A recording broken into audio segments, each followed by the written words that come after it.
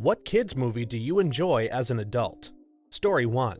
The Muppets Treasure Island. I would also add The Muppet Christmas Carol is the best version of the Christmas Carol. It is, and in no joke whatsoever, this adaptation is considered the most faithful by the Dickensian Association, or something like that. I can't remember the exact name. Adaptation of Dickens ever. Even with Muppets in the mix, somehow this is the most faithful. I mean, this was Dickens' vision. You name a character Fezziwig and you pretend you didn't have Fozzie in your head at all? It's so faithful that one of the funniest lines in the movie is a direct pull from the story, and Tiny Tim, who did not die. This is a masterpiece, and Michael Caine asking to treat the movie as a serious drama while acting along the Muppets is what gives its gravitas. I once read that a historian also was surprised at how historically accurate the wardrobe was. Having Gonzo as Dickens is masterful. One would think adapting this classic would be easy, but no movie since has achieved this level of quality the Muppets one had. It is indeed the best version of A Christmas Carol, required watching every year. There's a Tumblr meme I remember, something like Michael Caine behaved as though the Muppets were fellow human actors and Tim Curry behaved as though he was a Muppet. It was the perfect choice for both films. Classic and so quotable.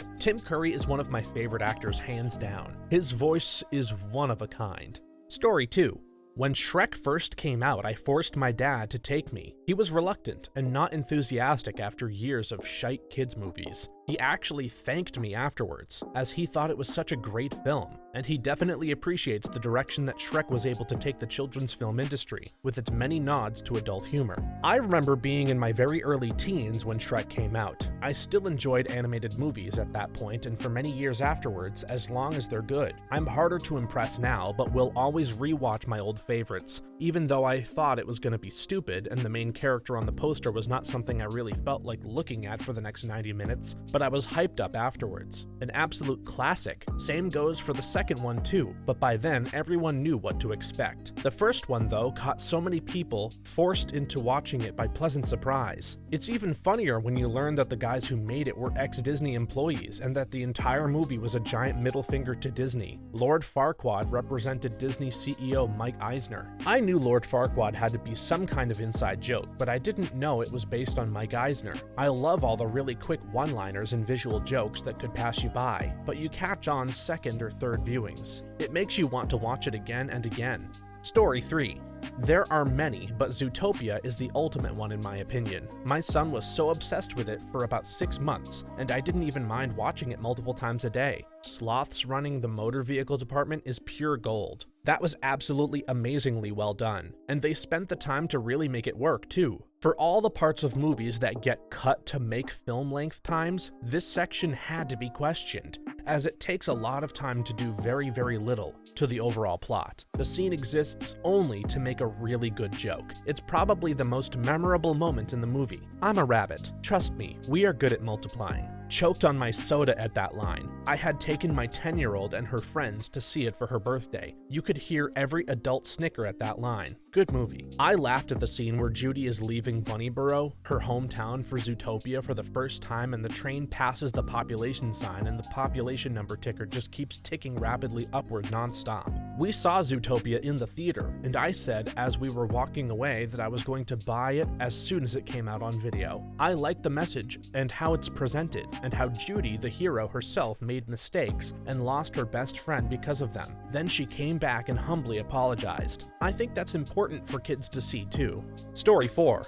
The Lego Movie has a razor-sharp critique on many things. The jokes keep coming at you and never stop. It's an amazing movie. I didn't see this for the first time until I was already in my 20s and found it hilarious. The part where he reads "Spend time with those who are special in your life" and it cuts to him watching TV with a potted plant had me in hysterics as a guy who has way more plants than friends. I would play this for my kids a lot and never really paid attention to it until I finally sat down and committed to watching the first few minutes just to figure out why my kids liked it so much, and I was hooked. When they all first started coming out, I was kinda like, oh great, they will just make a movie about anything these days. But no, these movies are masterpieces. One of my favorite quotes is from Lucy's inspirational speech. "It will be known as Freedom Friday, but still on a Tuesday." Also Emmett saying, "Just in case, tell me the whole thing again, I wasn't listening," can be applied to almost any conversation.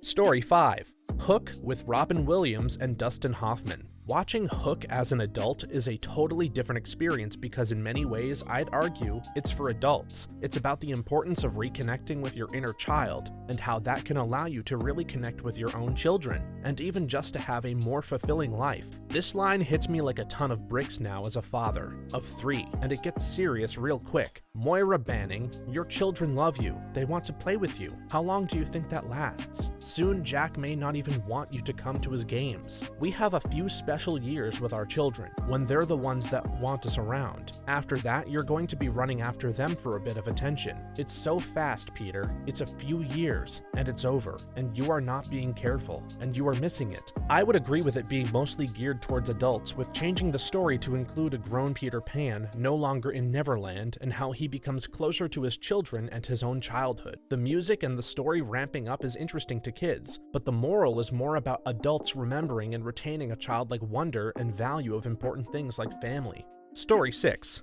Inside Out. I remember I went to see this movie with my dad, and I resonated with it so much. After we left, we had a really great conversation, and I think we kind of understood each other better after that. My wife was out of town for the weekend a while back, so I turned the couch into a big fort and had a movie night / living room campout with my 5-year-old. Inside Out is what we decided to watch. That movie is already so much harder to watch as a parent. Then, as it was ending, she looked at me and said, "Dad, I think this is one of my core memories." I don't know if I've cried harder in my entire life than that moment. Was coming here to see if someone already said it. This movie just really resonated with me. I think I was an adult or close to it when it came out, but there was a lot that I related to. Even if I was almost the opposite of Riley when it came to moving, I was sad and internalized it. Never argued with my parents over it because I knew it was best for our family. I was sad to say goodbye to the place I had grown up in. It was also at a time I felt like I was saying goodbye to being a child. I was also sad because I realized quickly I wasn't going to miss anyone that much, just the place, and I was also discovering how interesting psychology is at the time, so that was a huge bonus. It made me want to know what other people would have on their islands, and to see the understanding of how memories change over time. Good memories can become bittersweet. Our perception of memories can also affect our emotional response to them.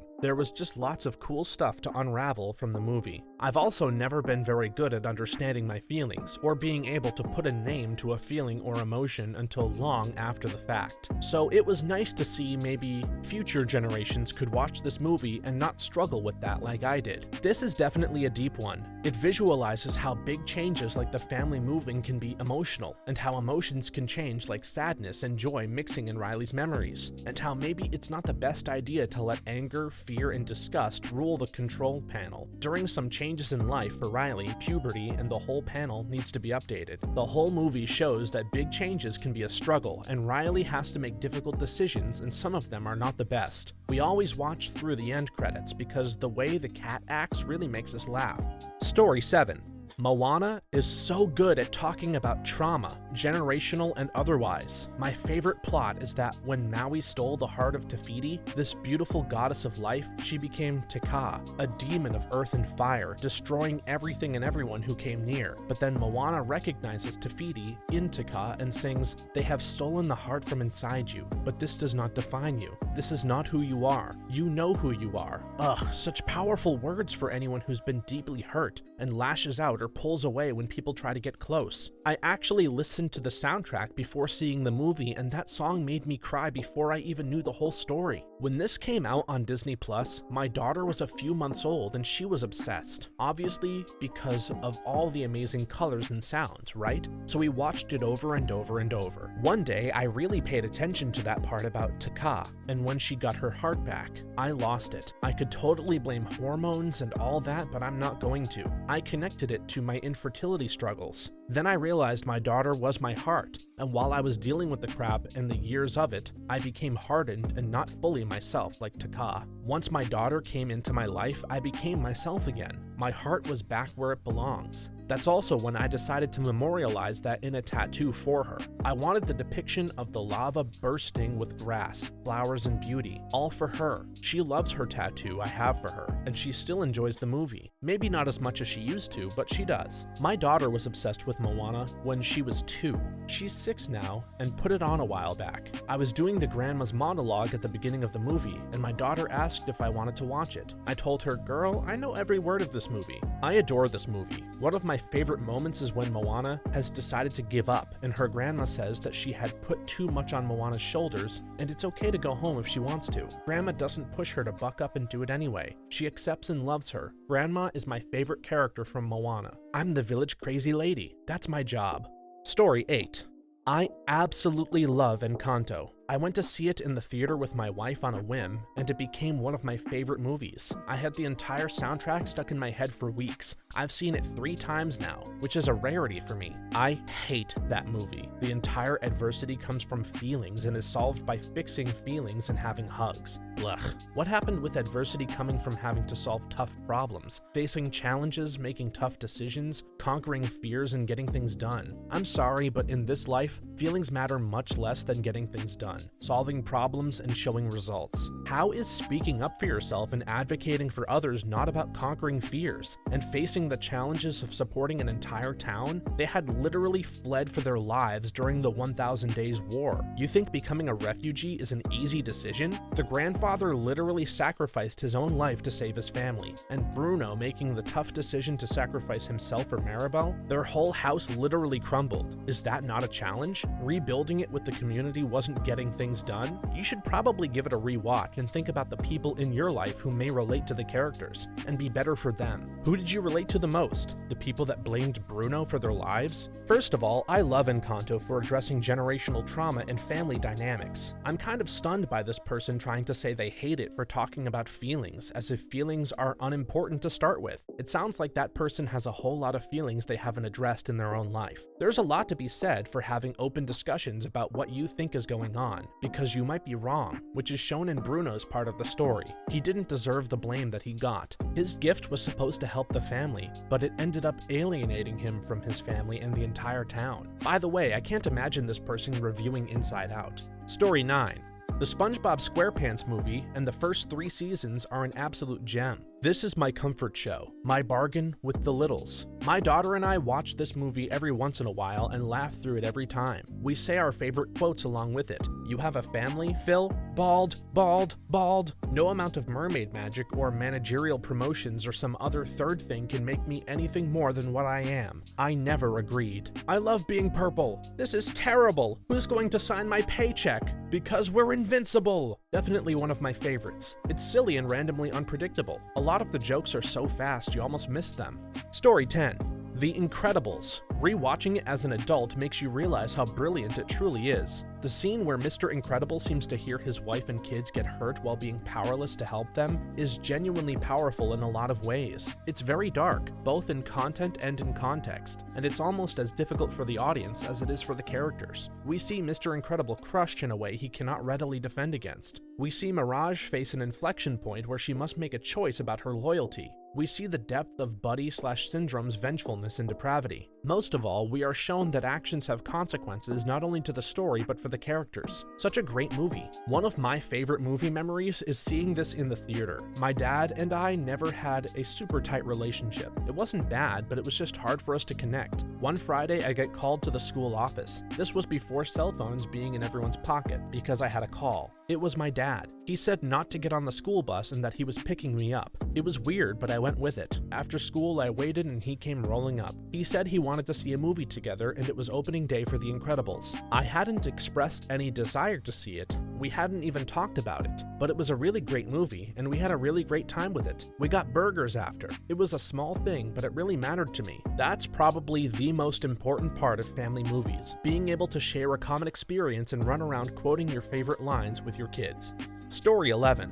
A Goofy movie. Their father and son dynamic is one of the best I've seen in fiction, primarily because when it comes to their issues, they're both at fault, with Max taking his father for granted and not appreciating him enough, while Goofy is too scared to see his son grow up. He can't respect that he needs boundaries. Even in the sequel, Max seems to have learned his lesson, although he still gets embarrassed by him. He later understands why his father needs to be at his college and actually sympathizes. However, Goofy still hasn't learned his lesson and goes more overboard on violating Max's boundaries, but by the end he finally learns to accept letting Max grow up. Such a good movie. Growing up is realizing how your perspective has changed watching that movie versus when you were a kid. As a kid, I felt myself sympathizing more with Max and how embarrassing his dad seemed to be, etc. Watching that now and thinking to myself, bro, just go on the fishing trip. Your dad loves you so much, stop complaining. Goofy is a straight up legend to those of us that fly fish. Goofy goes down as one of the dopest fly fishermen there ever was. He not only refined the perfect cast, but, and this is slept on, he freaking gets Bigfoot to strike his stake fly.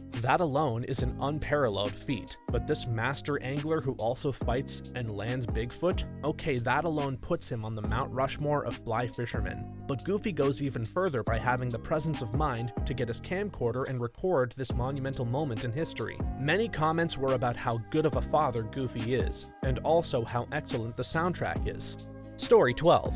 In Ratatouille, when Ego first tastes the ratatouille, pow, what a wallop of emotion. Was thinking of this scene yesterday during dinner, boiling Costco cheese tortellini and ready to dump some Alfredo sauce on it while remembering my Sicilian grandma's meat tortellini in chicken broth. I desperately want to have those tortellinis again and have that Ego instant transport to childhood. Yes, when this movie came out, me and my then girlfriend had flown from Ireland to San Francisco and were driving the Pacific coast down to San Diego. During the trip, I had proposed and she had said yes. One night, we were at a loose end in San Diego and said, hey, why don't we go watch that new Pixar movie? We both came out of that movie with a big smile that you have when you know you've watched a classic. Whenever I watch that movie now, it brings back the memories of what was a pretty perfect time in my life. This is currently my toddler's favorite movie. He loves to play in his play kitchen, and I'm 99% sure he learned how to move the skillet on the play burner from watching Ratatouille. Now that's some staying power when a kid learns how to move a skillet from a cartoon movie, and an engaged couple can look back at a happy memory of this movie. It appeals to all ages. Story 13. I love Megamind so much. The voice acting is fantastic, and it's one of the first movies I truly loved with Will Ferrell. It's funny, it's even smart occasionally, and I really enjoy the villain to unwilling hero arc. Absolute masterpiece. The animation as well. Spectacular. Notice the reflections on the marble walls when MM takes over the Capitol building? So many minute details in the animation. I could go on and on. Amazing. I also loved the "No You Can't" posters all over the city, mocking the Obama poster that was popular at the time. My absolute favorite kids movie of all time. Fun fact, this movie works as an audiobook. I once accidentally put it on my iPod back when that was a thing, and ended up listening to it. The movie has enough audio cues that you can follow it just fine. This movie has such a twist from villain to hero, and who can argue with Will Ferrell's performance? Story 14. The Emperor's New Groove. My girlfriend at the time had just had laser eye surgery, so she had to be in my basement suite with all the windows covered and very dim red lighting. She was very concerned that she was going to be bored because she couldn't watch TV, look at her phone, etc. for what I think was 24 hours. I told her not to worry. I know exactly what we're going to do. I told her we'll watch a movie. She was a little upset because of obvious reasons, but I told her to trust me. The second I put on the movie with just the audio, she said it's like she was 100% watching it. She loved that movie, and we watch it together every so often. She is now my fiance. Eartha Kitt nails her role as Yzma. The scene where she is a kitten and she has the potion lives in my head rent-free, and I love it. Specifically the, "I'm not going to drop it, you fool. I'm going to drink it. And when I'm back to my beautiful self, I'm going to kill you." Sometimes I'll randomly mutter the line, "I'm going to kill you," out loud without thinking. David Spade and John Goodman are great, but Eartha Kitt and Patrick Warburton are priceless in their roles. They have the best, oddest, most random quotes. If you're not familiar, Eartha Kitt sang the 1953 version of Santa Baby, acted on Broadway, and was the second Catwoman on Batman's TV show. Patrick Warburton played David Putty on Seinfeld and voiced the Tick, and together they slay. Or try to, literally. Story 15. The Addams Family and Addams Family values were an integral component of my childhood. You have gone too far. You have married Fester. You have destroyed his spirit. You have taken him from us. All that I could forgive. But Debbie, pastels? Is this made from real lemons? Are they made from real Girl Scouts? Addams Family and Addams Family Values are absolute gems, top-tier movies. Gomez and Morticia are also the ultimate relationship goals. I love how the unexpected snark is so perfect. The Addams Family quotes have become a common pop culture reference. My favorite line is, "I'll play the victim all your life." Story 16. I bought How to Train Your Dragon while staying with my grandparents for a summer. My grandparents huffed and made it clear that she did not want to watch this movie, but was also too stubborn to leave her chair for anything. By the end of the movie, during the last voiceover where Hiccup says, "The only upsides are the pets, while other places have ponies or parrots, we have," she finished the quote, "dragons," smiling and laughing while clapping her hands. One of my favorite memories of my grandmother. I have a similar experience. I was just watching this movie in the living room and my mom just sat down next to me hoping to sleep. She had a weird habit of being able to fall fast asleep whenever I'm watching a movie. But as soon as the movie ended, I looked over to her and she was wide awake and immediately begged me to play the second movie. I saw this as an adult in a very dark period of my life. 3 different sets of people had been treating me extremely badly for years, and at this point I had been walking around with a heavy bag of depression over my shoulder for months. I was just a shell of a human being. I went to an outdoor movie night with my kids' school, and they projected this on the playground wall.